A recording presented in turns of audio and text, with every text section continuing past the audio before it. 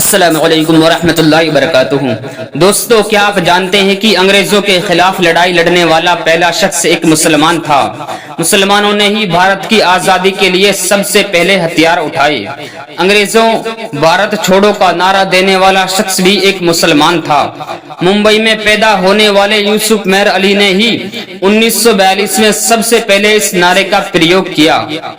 Simon कोबेत का नारा भी यूसुफ मेहर अली ने दिया था। बहुत कम लोग जानते हैं कि मुसलमानों ने ही असहयोग आंदोलन की शुरुआत की थी।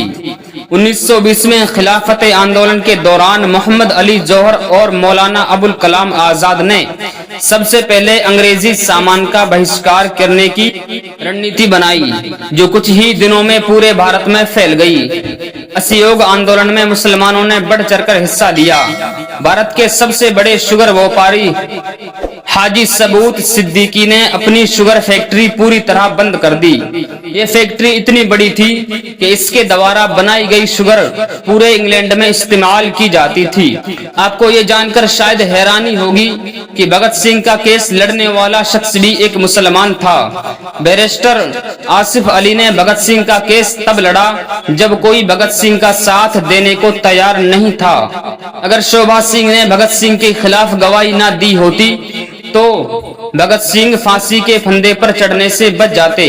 इंकलाब जिंदाबाद का नारा देने वाला हसरत मेहानी भी एक मुसलमान था। उन्होंने ही भारत की आजादी के रूपरेखा तैयार की थी। इतिहासकारों के मुताबिक 1857 में होने वाले विद्रोह में 50,000 से भी अधिक उलमाओं को फांसी दी गई और लाखों मुसलमान सरेआम कत्ल कर दिए गए। 1857 में दिल्ली से लेकर कलकत्ता की रोड पर कोई ऐसा पेड़ नहीं था जिस पर मुस्लिम उलमाओं की लाश न टंगी हो। मुसलमानों ने ही भारत की आजादी के लिए पहली उंगली मैसूर के सुल्तान हैदर अली और उसके बेटे टीपू सुल्तान भारत की आजादी के लिए शहीद होने वाले पहले शासक थे। मशहूर क्रांतिकारी अशफाकुल्लाह खान सबसे कम उम्र में फांसी पाने वाले भारत के पहले व्यक्ति थे। औरंगजेब के शासनकाल में अंग्रेज कभी भारत में दाखिल ना हो सके और बहुत कम लोग जानते हैं कि जय हिंद का नारा एक मुसलमान आबिद हसन सैफानी ने दिया था। ये नारा आज भी भारतीय सेना में इस्तेमाल किया जाता है।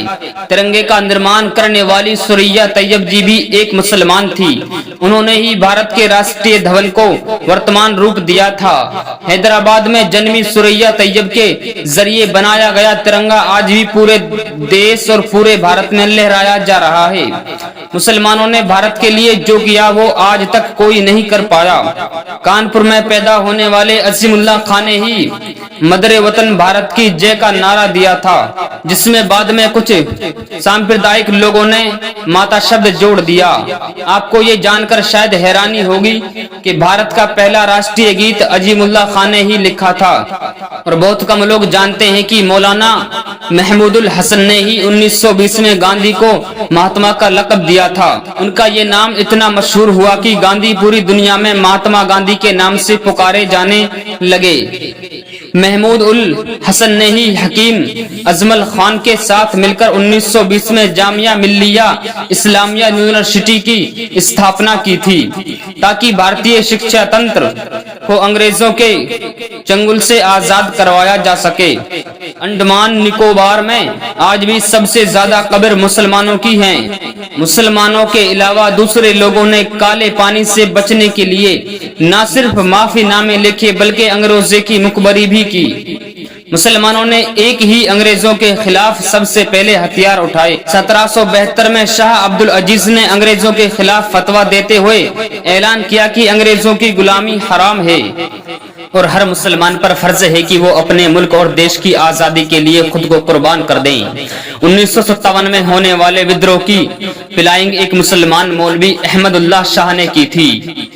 वो भारत के अकेले इंसान थे जिन पर अंग्रेजों ने 50,000 रुपए का इनाम रखा था कि राजा जगन्नाथ ने पैसों की लालच में आकर अहमदुल्लाह शाह अब्दाली की मुखबरी कर दी और अंग्रेजों ने उसे शहीद कर दिया। दोस्तों, बहुत कम लोग जानते हैं कि 1857 में शहीद होने वाले 90% मुसलमान थे और बहुत कम लोग जानते हैं कि 1921 में केरल के मुसलमानों द्वारा अंग्रेजों के खिलाफ लड़ी गई जंग में 3000 से अधिक मुसलमान शहीद हुए और 50,000 मुसलमानों को जेल में कैद कर दिया गया और ये आंदोलन मोपला मुस्लिम आंदोलन के नाम से जाना जाता है। 1942 में शुरू हुई भारत छोड़ो आंदोलन की रूपरेखा मौलाना अब्दुल कलाम आजाद ने तैयार की थी।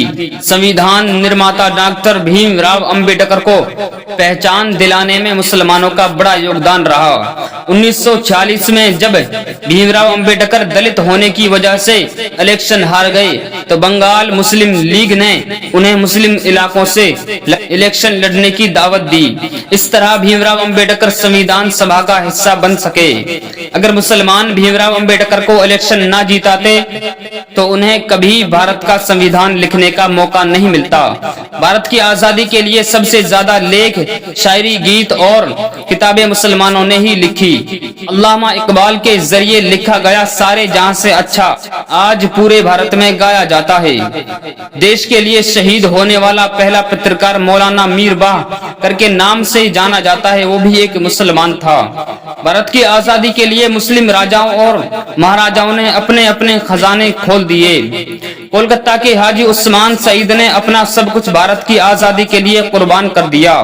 हाजी उस्मान की अमीरी का अंदाजा इसी बात से लगाया जा सकता है कि 1920 तक कोलकाता में बनने वाला हर स्कूल और हर बड़ी बिल्डिंग उन्हीं की थी। कोलकाता के पहले सुपरस्टार कैश बाजार की बुनियाद हाजी सईद ने ही रखी थी, लेकिन बाद में उन्होंने अपनी सारी दौलत देश को दान कर दी और खुद एक किराए के घर में रहने लगे।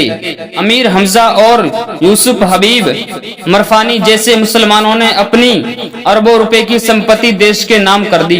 दोस्तों, इस वीडियो में आपने देखा कि मुसलमानों का कितना योगदान रहा है, जिस योगदान को इतिहास में भुला दिया गया है। दोस्तों, इस वीडियो को ज्यादा से ज्यादा शेयर करें।